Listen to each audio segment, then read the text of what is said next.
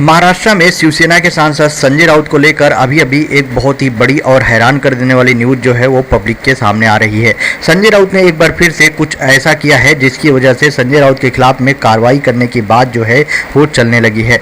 पिछले काफी टाइम से आप देख रहे होंगे शिवसेना के सांसद संजय राउत एक के बाद एक कुछ ऐसा स्टेटमेंट दे रहे हैं, खासकर कि कोर्ट के जज के द्वारा सुनाए गए फैसले को लेकर, जिस पर लोगों द्वारा सवाल भी उठाए जा रहे हैं और लगातार इनके खिलाफ में कार्रवाई करने की भी बात चल रही है।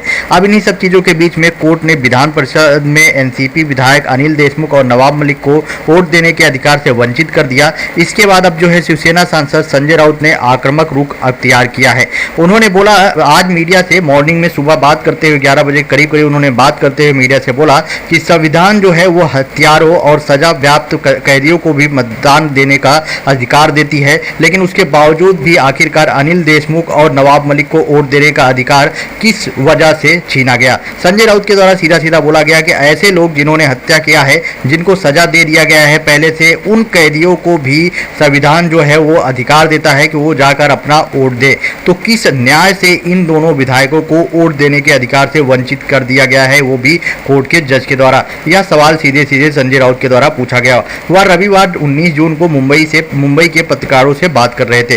संजय राउत ने कहा कि अनिल देशमुख और नवाब मलिक को वोट देने के लिए अधिकार से वंचित किया गया है, यह उनका संवैधानिक अधिकार है। धारा 302 के तहत हत्या का दोषी और इसके लिए सजा पाए किसी को भी वोट देने का अधिकार है। यही नहीं, उनके द्वारा बोला गया कि यह सब दबाव में हो रहा है। महाविकास अघाड़ी के 2 वोटों को कम करने के लिए राज्यसभा से लेकर विधान परिषद तक पर्दे के पीछे का खेल चल रहा है। देश के लोकतंत्र, स्वतंत्रता और न्यायपालिका को खतरा है। सीधे ये स्टेटमेंट दिया गया है, वो भी शिवसेना के सांसद संजय राउत के द्वारा। साथ में ही उनके द्वारा बोला गया कि चाहे राज्यसभा हो या विधान परिषद, विधायकों को चुनाव प्रक्रिया में प्रशिक्षण की आवश्यकता होती है।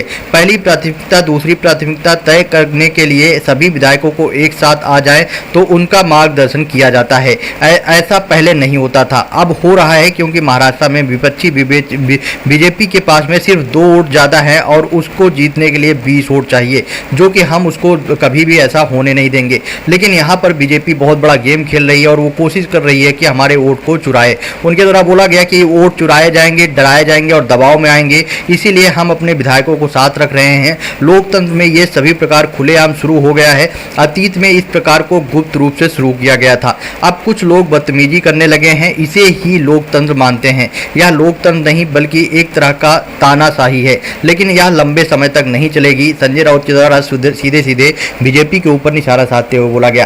साथ में ही उनके द्वारा कोर्ट के द्वारा सुनाए गए फैसले पर भी सवाल उठाया गया कि आखिरकार किस वजह से कोर्ट के जज ने इतना बड़ा फैसला लिया, जबकि एक जो हत्या करके बैठा हुआ कैदी है उसको भी ये अनुमति मिलती है कि वो जाकर अपना वोट दे सकता है। तो आखिरकार किस वजह से उनको, इन दोनों लोगों को, यानी नवाब मलिक और अनिल देशमुख को वोट नहीं देने का मौका दिया गया है?